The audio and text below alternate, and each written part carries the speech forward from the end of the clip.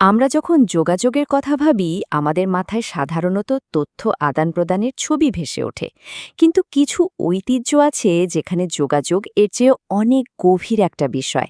সেখানে এটা একটা আধ্যাত্মিক অনুশীলন, যার ফলাফলও অনেক সুদূরপ্রসারী। চলুন আজ আমরা এই ফ্যাসিনেটিং ব্যাপারটা একটু এক্সপ্লোর করে দেখি। আচ্ছা, চলুন শুরু করা যাক একেবারে সাধারণ একটা জিনিস দিয়ে, একটা শুভেচ্ছা বিনিময়। এর ভেতরেও যে কত বড় শক্তি লুকিয়ে থাকতে পারে সেটা জানলে অবাক হতে হয়। ইসলামী ঐতিহ্য অনুসারে যখন একজন ব্যক্তি আরেকজনকে পূর্ণাঙ্গভাবে শান্তির শুভেচ্ছা জানায়, তখন তার আমলনামায় ৩০টি নেকি বা পুণ্য লেখা হয়। ভাবুন তো একবার, এত সহজে এত বড় একটা পুরস্কার। ব্যাপারটাকে শুধু একটা সামাজিক সৌজন্য ভাবলে কিন্তু ভুল হবে। এটা আসলে একটা ইবাদত, যা নবী মোহাম্মদ সাল্লাল্লাহু আলাইহি ওয়াসাল্লাম শিখিয়েছেন। আর এটা শুধু পরিচিতদের জন্য না, অপরিচিতদের জন্য একইভাবে প্রযোজ্য। কুরআনে এই ব্যাপারটাকে বোঝানোর জন্য খুব সুন্দর একটা উপমা ব্যবহার করা হয়েছে। বলা হচ্ছে, একটা ভালো কথা একটা ভালো গাছের মতো। এর শিকড় যেমন মাটির গভীরে থাকে, তেমনি এর প্রভাবও কিন্তু ক্ষণস্থায়ী নয়, বরং এটা সময়ের সাথে সাথে আরও বাড়ে আর ফল দেয়। এই ফাউন্ডেশনাল আইডিয়ার উপর ভিত্তি করেই চলুন এবার আমরা দেখি বিখ্যাত ইসলামিক চিন্তাবিদ আবু হামিদ আল গাজ্জালি কথার শৃঙ্খলা বা বাকসংযম নিয়ে কী বলেছেন। আল গাজ্জালি এখানে সমত বা নীরবতার কথা বলছেন, কিন্তু এর মানে এই না যে একদম চুপ করে থাকতে হবে, বরং এটা হলো একটা সচেতন সিদ্ধান্ত, কখন কথা বলা দরকার আর কখন চুপ থাকাটাই শ্রেয়। তিনি একটা ফ্রেমওয়ার্কও দিয়েছেন, যেটা আমাদের বুঝতে সাহায্য করে কখন কথা বলা উচিত আর কখন নয়। তিনি কথাকে কয়েকটা ভাগে ভাগ করেছেন, যেমন কখনো নীরব থাকাটা জরুরি, আবার কখনো সত্য বলার জন্য কথা বলাটা বাধ্যতামূলক। মূল উদ্দেশ্য হল কথার সম্ভাব্য ভালো মন্দ দিকগুলো আগে থেকেই বিবেচনা করা। তবে আল গাজ্জালির কাছে সবচেয়ে জরুরি বিষয় ছিল ইখলাস, মানে আন্তরিকতা। মূল কথা হল, যত সুন্দর কথাই বলা হোক না কেন, তার পেছনের উদ্দেশ্য বা ইন্টেনশন যদি খালেস বা বিশুদ্ধ না হয়, তাহলে সে কথার কোনো মূল্যই থাকে না। তো এই যে থিওরিগুলো, এগুলো বাস্তবে কেমন দেখতে ছিল? এর জন্য আমরা নবী মোহাম্মদ সাল্লাল্লাহু আলাইহি সাল্লামের জীবনের দিকে তাকাতে পারি। তার জীবন ছিল এর এক বাস্তব প্রয়োগ। তার পুরো পদ্ধতিটাই ছিল মানুষের মনস্তত্ত্ব বোঝার উপর ভিত্তি করে। তিনি কোনো কঠোর নিয়ম চাপিয়ে দিতেন না, বরং মানুষের স্বভাব বুঝে তাদের ভেতরের সেরাটা বের করে আনতেন। যেমন, তিনি কখনো কারো ভুল ধরিয়ে দেবার জন্য সবার সামনে তাকে লজ্জা দিতেন না।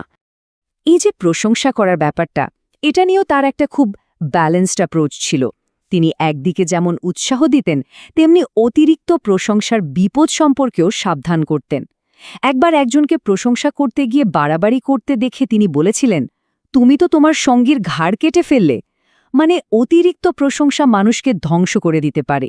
মানুষের সাইকোলজি বোঝার এই ব্যাপারটা আমরা আরেকটা বড় উদাহরণে দেখতে পাই। সেটা হলো মদ নিষিদ্ধ করার প্রক্রিয়ায়। এটা কিন্তু একদিনে হয়নি।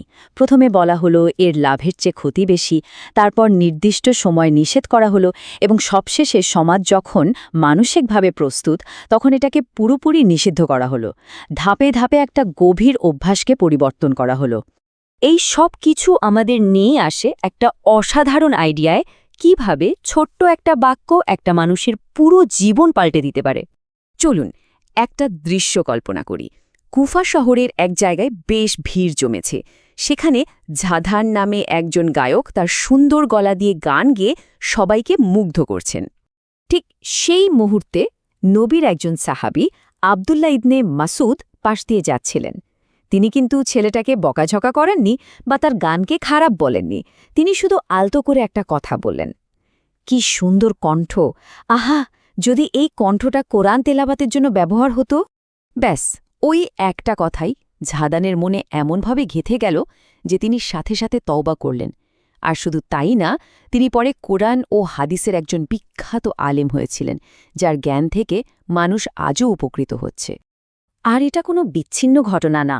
ইসলামের ইতিহাসে এমন অসংখ্য উদাহরণ আছে। ইমাম বুখারি, ইমাম শাফি, ইমাম জাহাবি এসব বড় বড় স্কলারদের জীবনের মোড় ঘুরিয়ে দিয়েছিল কারও বলা সামান্য একটা উৎসাহের কথা। তো এত সব আলোচনার পর আমরা আমাদের কথার চূড়ান্ত পরিণতির দিকে আসি। এই ঐতিহ্য অনুযায়ী আমাদের কথার একটা চিরস্থায়ী ওজন আছে। নবী মোহাম্মদ সাল্লাল্লাহু আলাইহি ওয়াসাল্লাম এ ব্যাপারে খুব পরিষ্কারভাবে আমাদের সাবধান করে দিয়েছেন। তিনি বলেছেন, কোনো ব্যক্তি হয়তো কোনো কিছু না ভেবেই আল্লাহর পছন্দের একটা কথা বলে ফেলে, আর তার বিনিময়ে আল্লাহ তার মর্যাদা অনেক বাড়িয়ে দেন। আবার একইভাবে না ভেবে চিনতে বলা একটা কথাই তাকে জাহান্নামে ফেলে দেওয়ার জন্য যথেষ্ট হতে পারে। তাহলে শেষ প্রশ্নটা এটাই দাঁড়ায়, আমাদের প্রত্যেকটা কথার যদি একটা বীজ হওয়ার ক্ষমতা থাকে, যা দিয়ে ভালো কিছু গড়া যায় বা সবকিছু ধ্বংস করে দেওয়া যায়, তাহলে আমরা আমাদের মুখ দিয়ে প্রতিদিন কোন ধরনের বাগান তৈরি করছি?